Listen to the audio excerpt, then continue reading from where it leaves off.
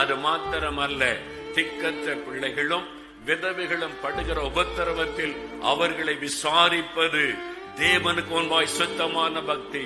திக்கற்ற பிள்ளைகள் என்றால் யார்? தகப்பனில்லாத பிள்ளைகள், தகப்பனில்லாத பிள்ளைகள், ஃபாதர்லெஸ் சில்ட்ரன். அந்த மாதிரி தகப்பனில்லாத பிள்ளைகளும் விதவைகளும் படுகிற உபத்திரவத்தில் அவர்களை விசாரிப்பது தேவன். விதவைகள் மீது அக்கறை உள்ள தேவன், தகப்பனில்லாத பிள்ளைகள் மேல் அக்கறை உள்ள ஒரு தேவன், அவர்களை கவனித்து பார்க்கிற தேவன். யாராவது அவளுக்கு உதவி செய்தால் தேவனுடைய உள்ளம் மகிழ்ச்சி அடையும்.